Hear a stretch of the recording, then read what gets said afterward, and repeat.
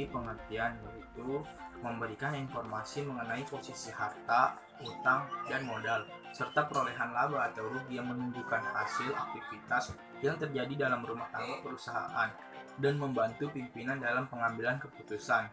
Di dalam perusahaan keuangan, laporan keuangan perusahaan, terdapat akun-akun juga yang memiliki akun-akun seperti berikut: akun penjualan, akun potongan penjualan, akun retur penjualan, akun penjualan bersih, akun persediaan barang dagang awal, akun pembelian, akun ongkos angkut, akun HP pembelian, akun retur pembelian, akun potongan pembelian, akun pembelian bersih, akun persediaan barang dagang akhir, akun HP penjualan, akun laba kotor. Terus di sini juga ada beban-beban operasional. Beban-bebannya yaitu beban gaji karyawan, beban iklan, beban gaji karyawan kantor, beban gaji karyawan gedung. Satu laporan yang terdapat dalam laporan keuangan adalah laporan laba rugi. Laporan laba rugi adalah laporan keuangan yang melaporkan kinerja keuangan perusahaan dalam periode waktu tertentu. Salah satu fungsi dari laporan laba rugi adalah untuk membantu pemilik perusahaan dalam menganalisis dari mana keuntungan paling besar didapatkan dan pengeluaran apa saja yang paling banyak dikeluarkan. Pihak-pihak yang menggunakan laporan laba rugi yaitu terdapat pihak internal dan pihak eksternal. Pihak internal terdiri dari manajemen perusahaan itu sendiri dan dewan direksi.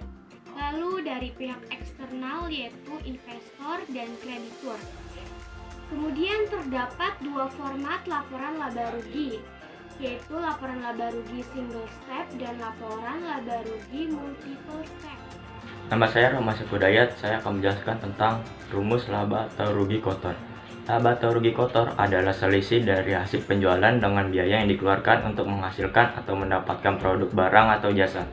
Rumus laba rugi kotor dapat dicari dengan laba kotor sama dengan penjualan bersih dikurang harga pokok penjualan. Motor 158.265.000, pembelian 127.355.000, retur pembelian 6.951.000, persediaan barang dagang awal 189.501.000, persediaan barang dagang akhir 200.884.000. Rumus untuk mencari laba rugi kotor adalah penjualan bersih dikurang HP penjualan. Cara mencari penjualan bersih yaitu penjualan dikurangin potongan penjualan dikurang retur penjualan. Karena yang diketahui hanya penjualan motor, yaitu penjualannya 158.265.000.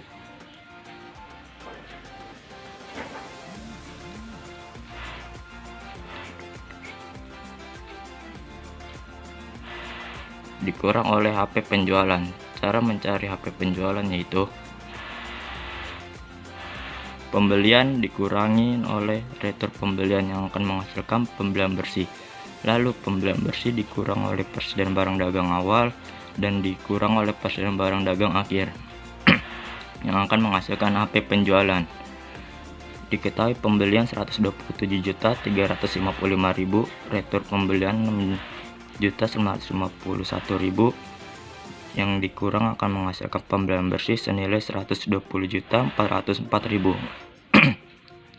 ditambah oleh persediaan barang dagang awal yaitu 189.501.000 dan dikurang oleh persediaan barang dagang akhir senilai 884 juta yang akan menghasilkan HP penjualan senilai 109.021.000.